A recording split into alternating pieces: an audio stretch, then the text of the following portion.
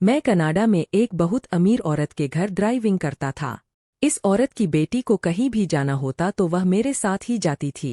मैंने आज तक इस औरत की बेटी का चेहरा नहीं देखा था क्योंकि वह हर समय अपना चेहरा एक रुमाल से ढक कर रखती थी और आंखों पर काला चश्मा लगाए रहती थी। एक दिन जब मैं उसकी बेटी को बाजार लेकर गया तो वापसी पर वह मेरे साथ फ्रंट सीट पर बैठ गई। मुझे कुछ घबराहट सी होने लगी क्योंकि ऐसा पहली बार हुआ था। वह हमेशा पीछे वाली सीट पर ही बैठती थी। हैरत की बात तब हुई जब उस लड़की ने चलती गाड़ी में मेरे हाथ पर अपना हाथ रख दिया। डर की वजह से मेरा पूरा शरीर कांपने लगा क्योंकि पहली बार मेरे साथ ऐसा कुछ हुआ था। उसकी इस हरकत से मुझे पसीना आने लगा। आज वह लड़की मुझे किसी और ही नज़र से देख रही थी। उसके देखने से मुझे खुद शर्म महसूस हो रही थी। मैंने गाड़ी की स्पीड तेज कर दी और जल्दी से घर पहुंच गया।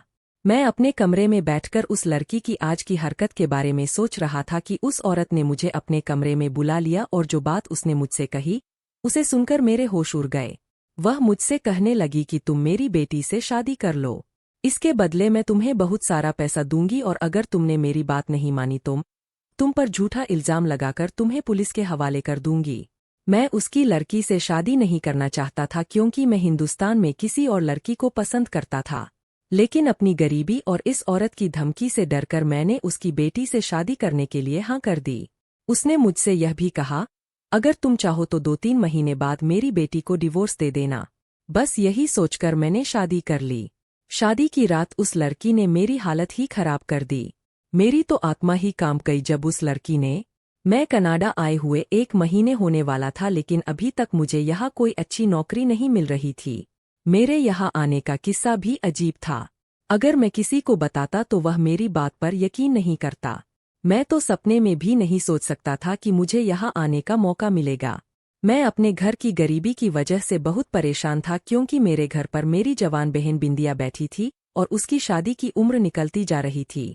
उसकी शादी सिर्फ इस वजह से नहीं हो पा रही थी क्योंकि हमारे पास दहेज का इंतजाम नहीं था। एक दिन मैं सड़क पर परेशान बैठा था कि एक आदमी बड़ी सी गाड़ी में मेरे पास आया और कहने लगा, तुम परेशान लग रहे हो, अगर तुम चाहो तो मैं तुम्हारी मदद कर सकता हूँ।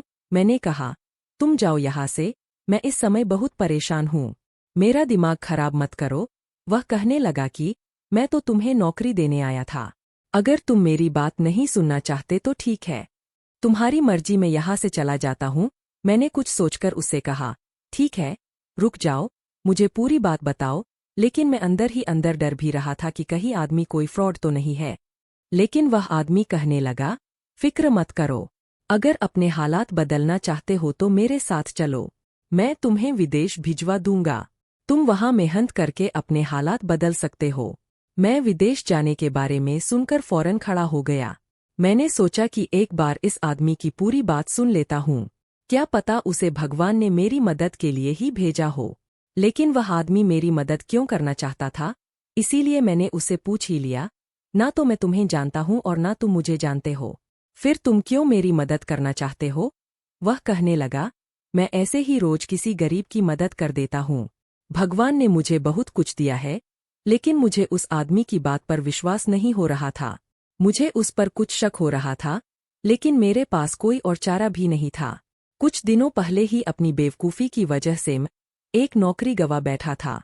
मैंने भगवान का नाम लिया और इस आदमी के साथ चला गया। वह मुझे अपने साथ एक बड़े से बंगले में ले गया, मुझे एक बड़े से कमरे में बैठाकर खुद चला गया। कुछ देर बाद वह वापस आया और उसके हाथ में कुछ पैसे थे। उसने पैसे देकर मुझसे कहा, यह लो, तुम इससे अपना पासपोर्ट बनवा लो, कुछ दिनों बाद तुम्हें टिकट भी मिल जाएगी। मुझे तो यकीन नहीं आ रहा था कि किस्मत मुझ पर ऐसे मेहरबान भी हो सकती है। मैं उसी समय पैसे लेकर वहां से आ गया। अगले कुछ दिनों में मैंने पासपोर्ट बनवा लिया। पासपोर्ट बनवाने के बाद मैं उस आदमी के घर गया तो उसने मेरे हाथ में टिकट थमा दी और साथ में एक मोबाइल नंबर भी दिया और कहने लगा, कल तुम्हारी फ्लाइट है, वहां जाकर इस नंबर पर संपर्क कर लेना, तुम्हें नौकरी मिल जाएगी।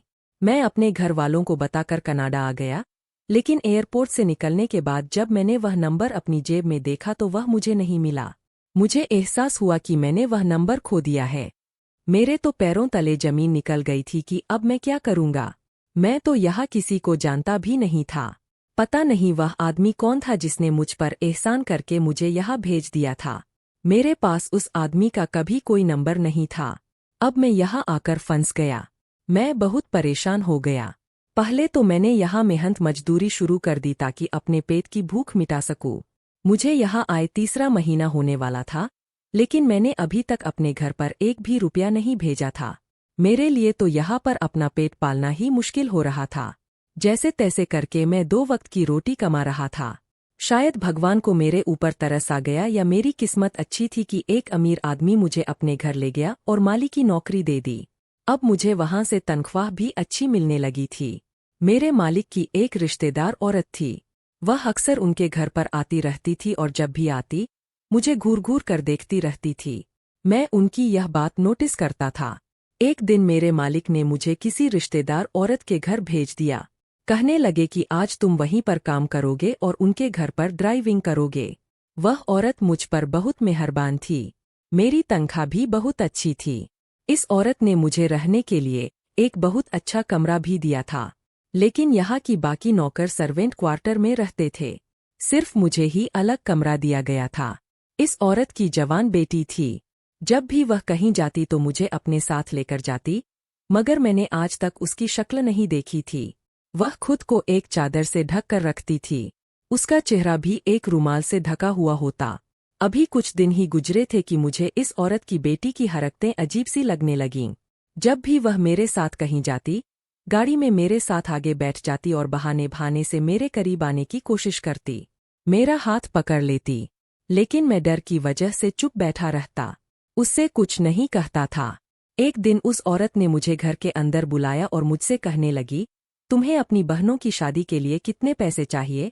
मैंने उनसे कहा, मुझे तो लाखों रुपए चाहिए। मुझे उनके दहेज का सामान लाना है, क्योंकि मेरी 3 जवान बहनें हैं और मुझे तीनों की शादी करनी है। आजकल का माहौल तो आप जानती है। लड़के वालों की तो डिमांड ही पूरी नहीं होती। वह कहने लगी, तुम जितने पैसे मुझसे मांगोगे, मैं तुम्हें दे दूंगी, जिससे तुम अपनी बहनों की शादी बहुत धूमधाम से कर सकोगे। लेकिन मेरी एक शर्त है, और वह यह है कि तुम्हें मेरी बेटी से शादी करनी होगी। उनकी इस शर्त को सुनकर तो मेरे पैरों तले जमीन निकल गई, क्योंकि मैंने कभी भी ऐसा नहीं सोचा था। मुझे उनकी बेटी ठीक नहीं लगती थी और वैसे भी अपने देश में ही शादी करना चाहता था, क्योंकि मुझे वहाँ एक लड़की पसंद थी। फिर जब मैंने उस औरत से शादी के लिए मना कर दिया तो उस औरत ने मुझे धमकी दे डाली। वह कहने लगी कि अगर तुमने मेरी बात नहीं मानी तो तुम पर झूठा इल्जाम लगाकर तुम्हें जेल भिजवा दूंगी। अब मेरे पास कोई और चारा नहीं था, इसलिए मजबूरन मैं शादी के लिए तैयार हो गया। उस औरत ने मेरे सामने नोटों की गड्डियां रख दी और कहने लगी, असल बात यह है कि मेरी बेटी को तुम पसंद आ गए हो। वह तुम्हें बहुत सारी दौलत और शोहरत देगी। तुम जो मांगोगे वह तुम्हें देगी। तुम अपनी पूरी जिंदगी ऐसे ही ऐश में गुजारोगे। तुम्हें कभी भी किसी चीज की कमी नहीं होगी। लेकिन शर्त यह है कि तुम शादी से पहले उसका चेहरा नहीं देख सकते। शादी के बाद ही तुम उसका चेहरा देखोगे। यह शर्त सुनकर मुझे थोड़ा अजीब सा लगा, मगर इतने सारे पैसे देखकर मैंने भी सोच लिया कि अब जरूर उसकी बेटी से ही शादी करूंगा, क्योंकि इसके बदले वह मेरी जिंदगी बदल देगी और मेरी बहनों की भी शादी हो जाएगी। अब मेरे पास मना करने की कोई वजह ही नहीं थी। मुझे ढेर सारे पैसे और सारे ऐशो आराम मिल रहे थे।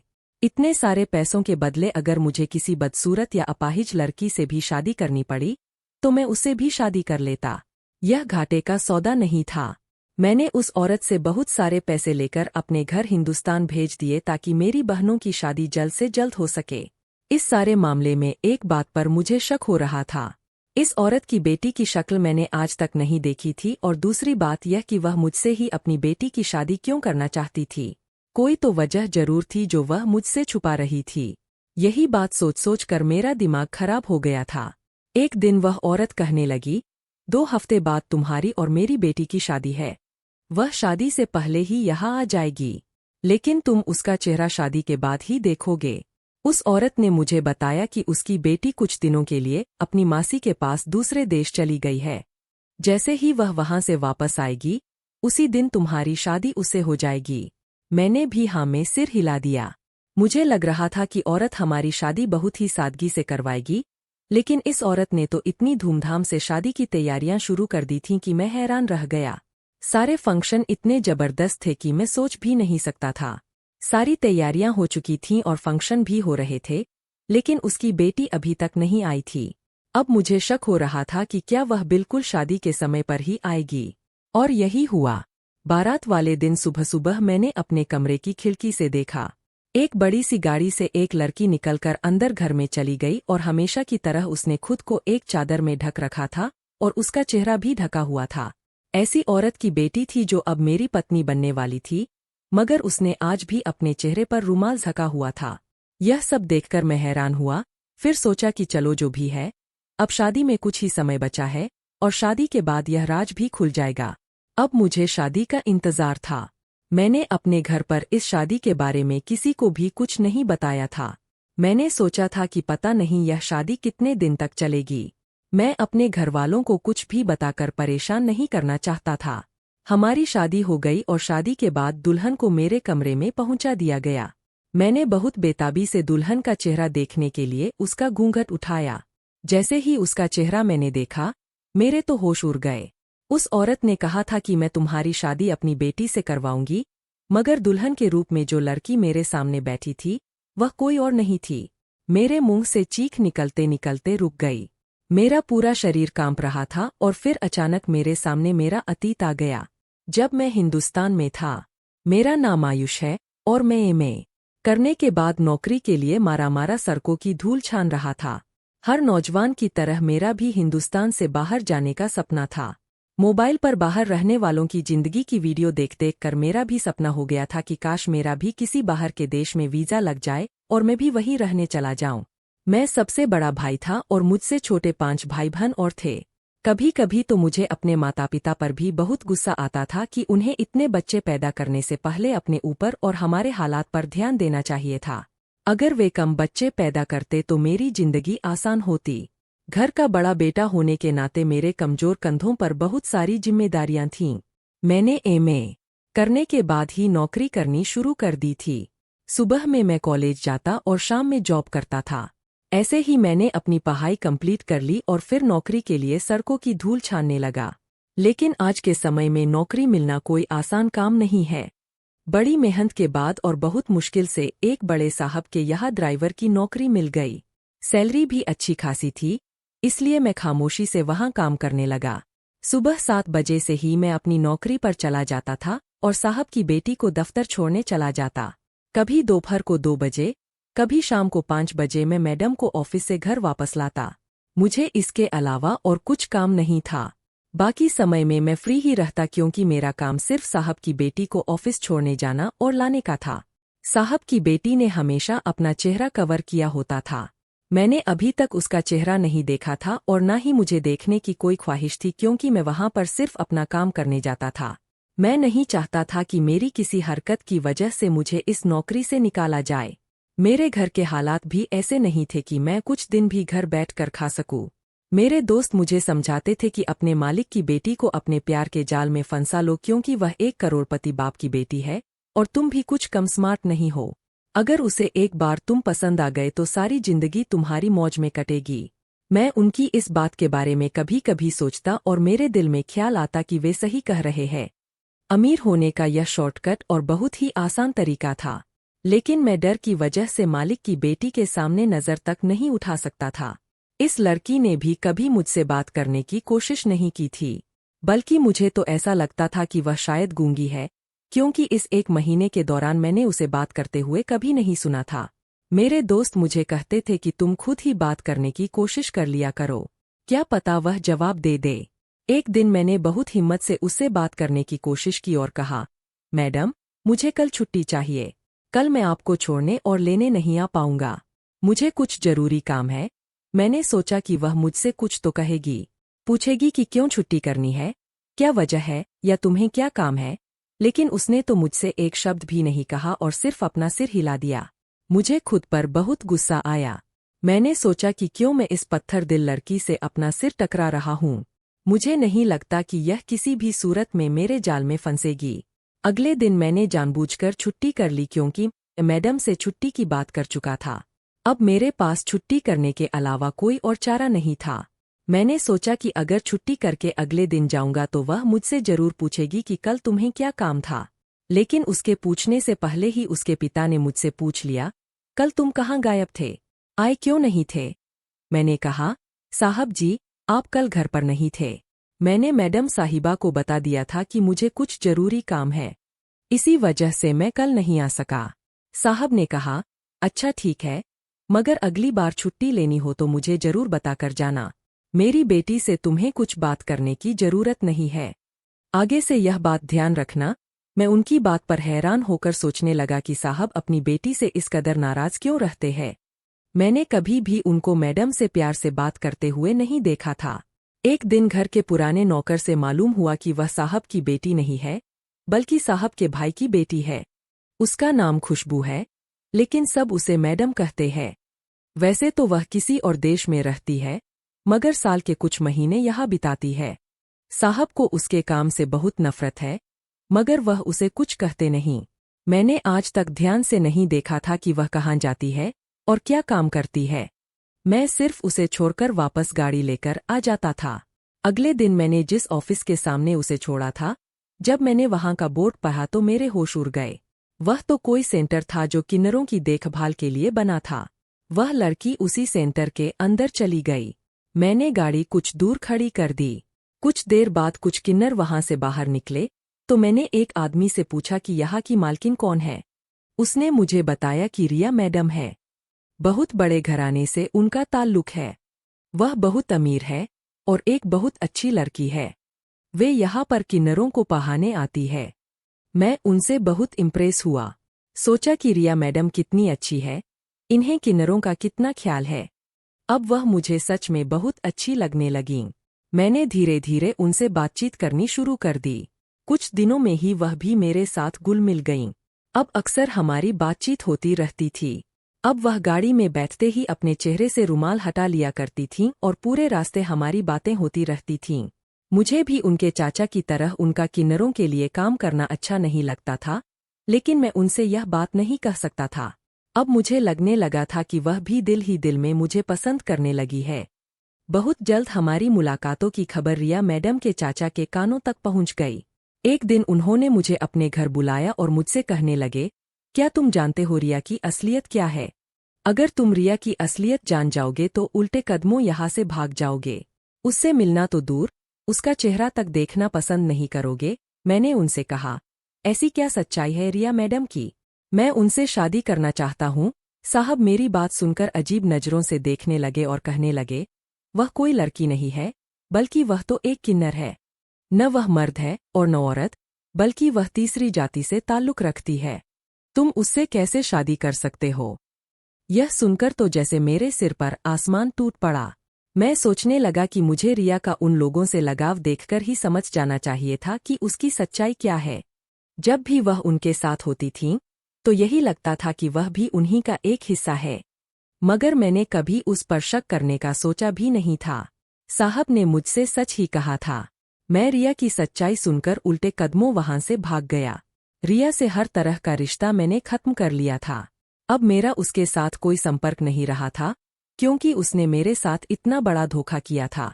उसकी सच्चाई जानने के बाद उसकी शक्ल तक देखना नहीं चाहता था। मैंने वह नौकरी भी छोड़ दी थी, लेकिन नौकरी छोड़कर मैंने जगह जगह की ठोकरें खाईं। बहुत कठिनाइयों के बाद मेरी किस्मत मुझ पर मेहरबान हुई और मैं कनाडा चला आया। लेकिन मुझे नहीं पता था कि यहाँ आने के बाद मेरी किस्मत में क्या लिखा है।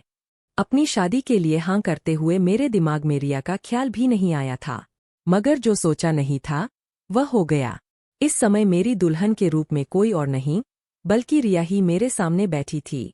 जितना हैरान मैं उसे देखकर हुआ था, उतना ही वह भी मुझे देखकर हैरान हो गई थी।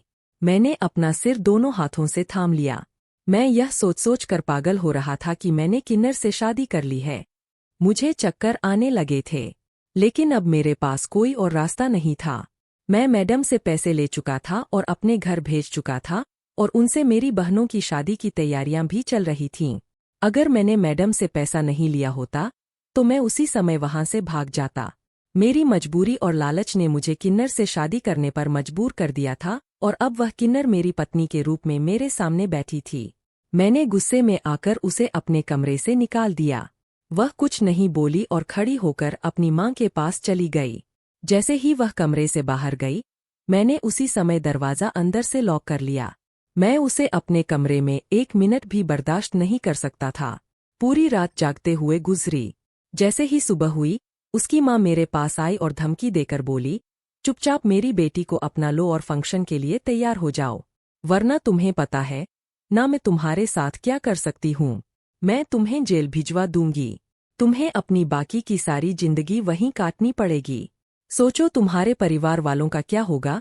अब मैं मजबूर होकर अपने परिवार वालों की खातिर उठकर खड़ा हुआ और फंक्शन के लिए तैयार हो गया, क्योंकि मैं जानता था कि इस औरत की पहुंच बहुत दूर तक है। वह मेरे साथ कुछ भी कर सकती थी और मैं यहाँ किसी को जानता भी नहीं था। जब मैं बाहर गया और मैंने रिया को तैयार देखा, तो वह कहीं से भी किन्नर नहीं लग रही थी। उसे देखकर कोई भी नहीं कह सकता था कि वह लड़की नहीं, बल्कि एक किन्नर है। मैं बहुत उलझकर रह गया था।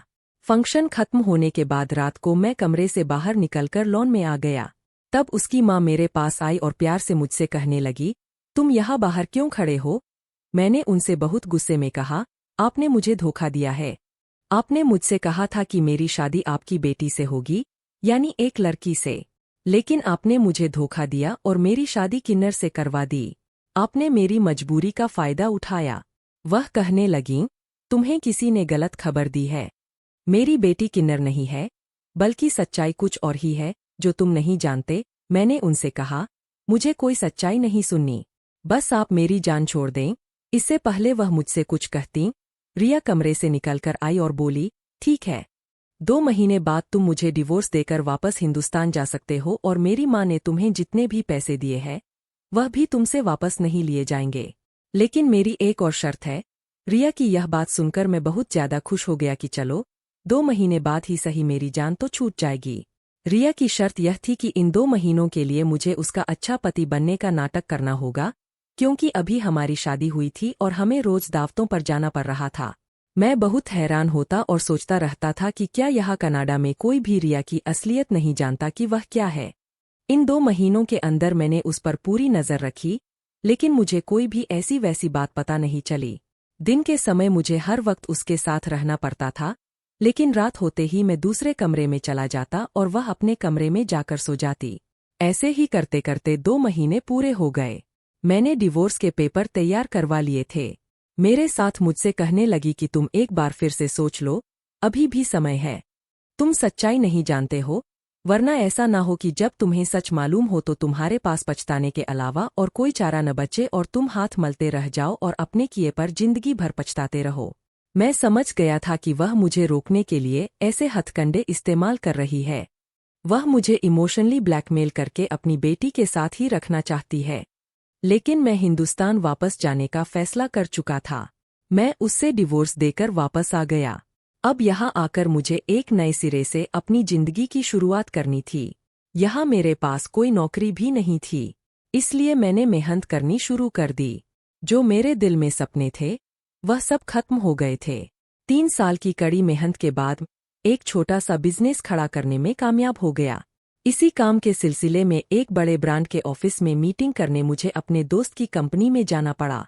वहां उस ऑफिस में रिया को देखकर मैं बहुत हैरान रह गया और यह जानकर दंग रह गया कि अब वह मेरे दोस्त की पत्नी है। मैंने अपने दोस्त को सबके सामने खींचकर कहा, यह तुमने क्या किया? तुमने किससे शादी कर ली? मेरा दोस्त मेरा हाथ पकड़कर मुझे उसी समय दूसरे कमरे में ले गया और मुझसे कहने लगा, यह ड्रामा करने की जरूरत नहीं है। मैंने कहा, क्या तुम जानते हो कि तुमने किससे शादी की है? वह कहने लगा, हाँ, मैं जानता हूँ और मैं वह सब भी जानता हूँ जो तुम नहीं जानते। मैं कहने लगा, तुम पागल हो गए हो। मेरे दोस्त ने मुझसे कहा, मैं कोई पागल नहीं हूँ, बल्कि मैं रिया की पूरी सच्चाई जानता हूँ। रिया एक किन्नर नहीं है, बल्कि वह एक बहुत अच्छी लड़की है। जब वह पैदा हुई थी तो डॉक्टर को ऐसा लगा था कि वह किन्नर है, मगर 15 साल की उम्र में एक बीमारी के चलते उसका एक ऑपरेशन हुआ और तब वह पूरी तरह से एक लड़की बन गई। लेकिन उसके खानदान वालों ने इस बात पर यकीन नहीं किया और रिया के पड़ोसियों और खानदान वालों ने कहना शुरू कर दिया कि वह किन्नर है। लोगों की बातों से तंग आकर रिया के माता पिता उसे कनाडा लेकर शिफ्ट हो गए। अपनी पढ़ाई पूरी करने के बाद रिया ने किन्नरों के लिए कुछ करने का सोचा क्योंकि उस पर सिर्फ किन्नर होने का इल्जाम ही लगा था। वह किन्नर नहीं थी, फिर भी लोगों और उसके अपने खानदान वालों ने उसकी जिंदगी जहन्नुम बना दी थी। उसके अपने ही उसे ताना देते थे। अब सोचने लगी थी कि जो लोग सच में मुझ जैसे हैं, यानी किन्नर है, उनके लिए जीना कितना मुश्किल होता होगा। इसलिए वह साल के कुछ महीने हिंदुस्तान में रहने के लिए आती थी और उसने एक सेंटर खोल लिया था। उसकी इस काम की वजह से उसके रिश्तेदारों का शक और ज्यादा बढ़ गया था कि वह लड़की नहीं बल्कि एक किन्नर ही है। इसी बीच रिया की मुलाकात तुमसे हुई तो वह तुम्हें पसंद करने लगी और बहुत जल्द ही तुमसे मोहब्बत करने लगी। लेकिन तुम भी और लोगों की तरह ही निकले और उसकी अफवाहों की बातों में आकर उसे छोड़कर भाग गए। तुम्हारे जाने के बाद रिया बहुत बीमार पड़ गई थी। जब उसकी मां को तुम्हारे बारे में पता चला तो उन्होंने तुम्हें कनाडा बुलवाया। तुम्हारे जाने के सारे इंतजाम भी उन्होंने ही किए थे। वह किसी भी हाल में अपनी बेटी का दिल और घर बसाना चाहती थी, इसलिए तुम्हें मजबूर करके और पैसों का लालच देकर तुम्हारी शादी रिया से करवा दी। वह सोच रही थी कि शादी की रात तुम्हारी सारी गलतफहमियां दूर हो जाएंगी और तुम्हें सच्चाई पता चल जाएगी कि रिया किन्नर नहीं बल्कि एक लड़की है। लेकिन तुम तो इतने पत्थर दिल निकले कि तुमने रिया की बात सुनना गवारा नहीं किया और उसे अपने कमरे से निकाल दिया। तुम रिया को वही समझ रहे थे जो तुम्हें लोगों ने बताया था। अगर तुम एक बार भी उससे बात कर लेते तो तुम्हें सच्चाई पता चल जाती, मगर तुम उसे डिवोर्स देकर यहाँ वापस आ गए। तुम्हारे जाने के बाद एक बार फिर से रिया बहुत टूट गई थी। उस समय मैंने उसे सहारा दिया और उसकी सारी सच्चाई जानने के बाद मैंने उसे शादी के लिए प्रपोज किया। अब हम हमेशा के लिए हिंदुस्तान छोड़ चुके हैं। यह सारी बातें मुझे खुद रिया ने बताई थीं ताकि कल को उसे तुम्हारी तरह छोड़कर न चला जाऊं। यह सब बातें सुनकर ऐसा हो गया था जैसे मेरे जिस्म में जान ही ना हो। यह मैंने क्या कर दिया था? मैंने अपने हाथों से ही अपने पैरों पर कुल्हाड़ी मारी थी। मेरा दोस्त सालों से विदेश में धक्के खा रहा था, लेकिन उसे कोई अच्छी नौकरी नहीं मिली थी। अब रिया से शादी करने के बाद वह इतनी बड़ी कंपनी का मालिक बन बैठा था। मेरा दोस्त मुझसे कहने लगा कि किस्मत ने बार बार तुम्हारे दरवाजे पर दस्तक दी, मगर तुमने लोगों की बातों में आकर हर बार उसे ठुकरा दिया।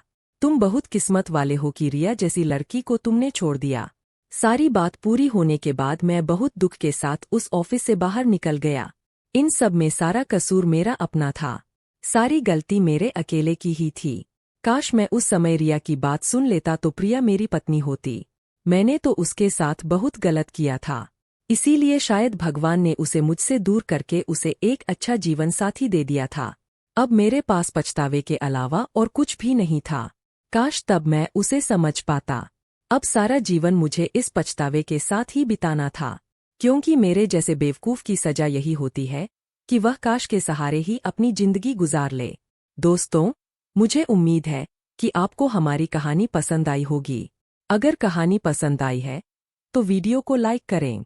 चैनल पर नए हैं तो चैनल को सब्सक्राइब करें और नोटिफिकेशन बेल जरूर दबाएं ताकि अगली अपडेट सबसे पहले आपको मिले।